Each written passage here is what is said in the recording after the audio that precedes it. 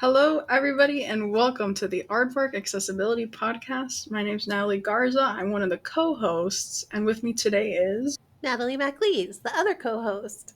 And she is a digital accessibility expert here to answer our questions on today's topic. So, in this episode, we're going to cover accessibility and social media posts. Even the content you post on social media platforms should aim to be accessible. So, starting with emoji. What about emoji do we have to keep in mind with social media posts? Don't do posts that are all emojis. Those are terrible. We did our episode last time on the good, the bad, and the ugly of emojis. So if you want more information about how emojis work, you can check that out. But generally, for a social media post, you want to try to limit yourself to one emoji per message.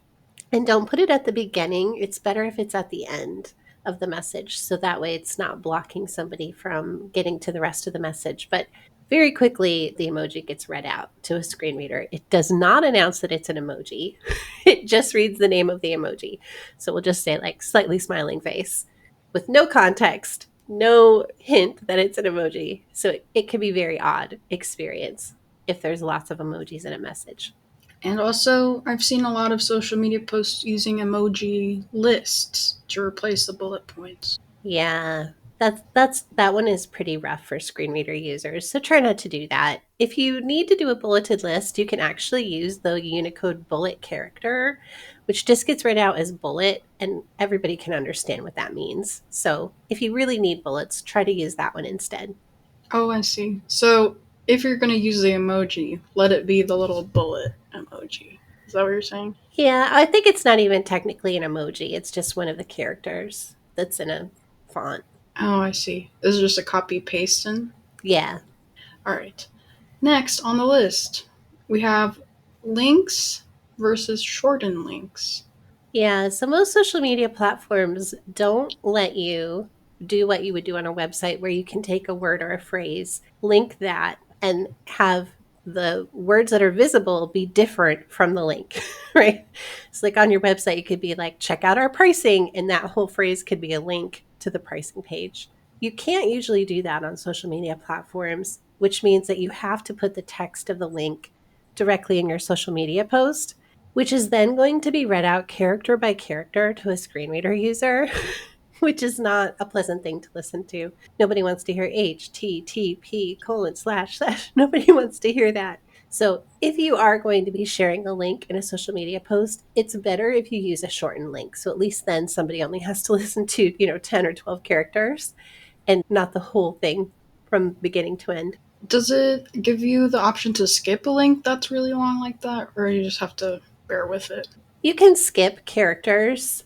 I don't know if it would technically count as a word in a screen reader, but you can skip through characters. So you could skip ahead a little bit, but it's kind of a hassle. And also, you can't really figure out, is that a link I want to click on? Like, where is this taking me? Like, it's really hard to listen to it like that and figure that out. So make sure you're giving context in the post about what you're linking to. Would it be helpful to do like parentheses, like this links to my website, and then the link? If you have enough characters in your post, but some social media platforms force you into a pretty short post. So there are a few link shortening places that you can go to. There's like TinyURL, some social media posting platforms like Sendable, they do it automatically. Zapier can help do it. That's how we do some of ours.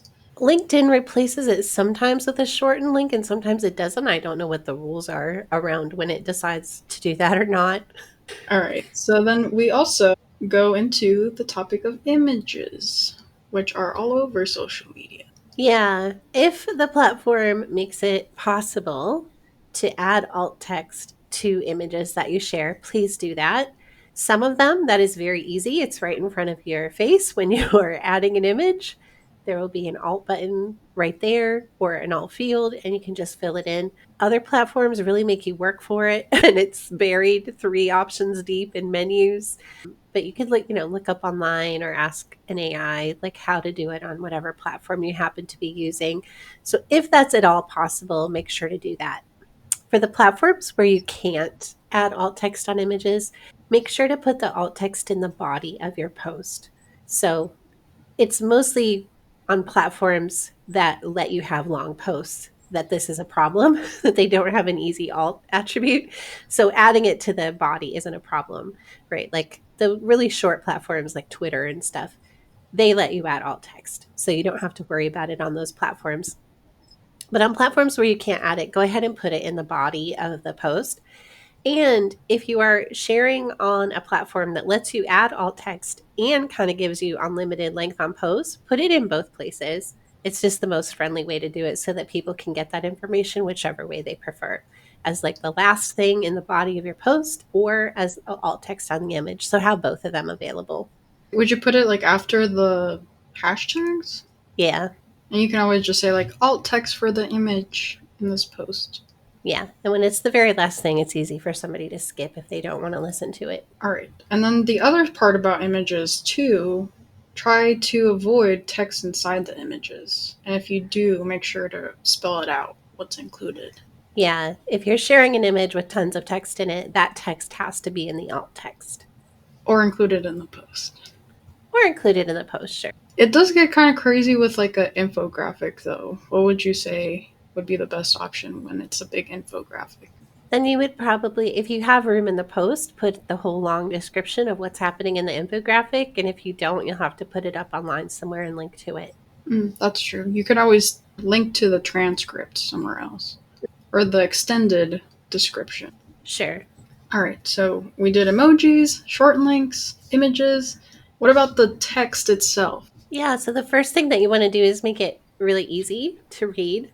So everybody's distracted, everybody's doing 50 million things. So this is helpful for everybody, but aim for about an 8th grade reading level, as you do with most of your content that's online for accessibility purposes. If you're going to use hashtags, make sure to camel case them, which is where you capitalize the first letter of each word instead of letting it be all lowercase characters all run together. That makes it easier to visually pick out the words and read it more easily. And then it also ensures that screen readers can pronounce them correctly. And the screen reader can pick up which word is which. So that's really helpful. Also, don't go crazy with the hashtags either. Like try to keep those down to just one or a couple on each post. Don't put like 50 hashtags on a post because remember they're all linked as well. So a screen reader user is going to hear link before everyone. So it's even more tiresome to listen to. So try to limit the use of hashtags and then don't do anything in all caps. Some screen readers, depending on the settings, can read that in a more like assertive, louder, or aggressive sounding voice. Others are going to mostly ignore it, except for they might be programmed to see all caps words as acronyms or abbreviations and then pronounce them weirdly. So you have to be careful with all capitalized letters. And then they're also really difficult to read. Like they're harder to read for everybody, but for somebody who has a reading or a learning disability, they can be next to impossible to read all caps letters because there's a lot less variation in the letter shapes, which makes it harder to recognize individual letters. That's a good point. They do kind of all blend in as like a little block, Yeah. block shapes. There's no ascenders or descenders. Like there's a lot of hints that we get from the shapes of letters. They're gone when you use all caps. Speaking of the shape of letters, what about those fancy little decorative fonts that look kind of crazy? Oh, the bane of my existence. The websites that let you say, oh, write your Twitter posts in cursive. And you can go and type in, and it gives you this. It looks like text. It gives you back that you can paste into social media platforms, but it is not actual text. It's not actual characters. And screen readers won't be able to read it at all. So you want to avoid using those that let you do bold and italic and different, they'll say different fonts, right? Like cursive fonts and things like that. They're not actually different fonts. They're using Unicode ranges for like scientific notation and things like that. They're not actual letters. So even though they look like letters, they're not, and they don't get read out to screen readers. They kind of fall into the category of ASCII art almost. They're just made up of characters. Yeah, that's a good way to think about it. So yeah, decorative fonts, keep the camel case on the hashtags, and try to make them friendly to read. I mean, you're on a social platform. You're not writing your college thesis. Like, keep it simple. All right. And then last, which maybe not too many people post videos and like audio, but they're when you do, they're pretty important. So do you want to go over captions, transcripts, and audio descriptions? Yeah, so a video that you upload, it should always have captions. Some platforms will require you to upload a separate caption file. I know LinkedIn does that. Like you have to upload your caption file separately. So make sure that your videos have captions. That's for closed captions, which are the ones that are kind of coded.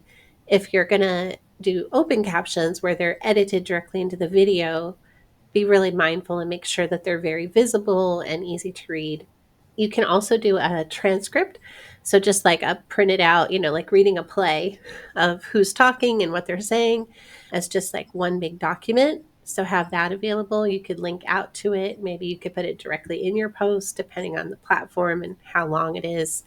And then also, one thing that's really popular on social media is those videos where the only soundtrack is a song and all the words are just on the screen and people are dancing and pointing at them or whatever. Like those videos are great, but if you are blind, all you get is a little snippet of a song. You can't tell what's happening in the video.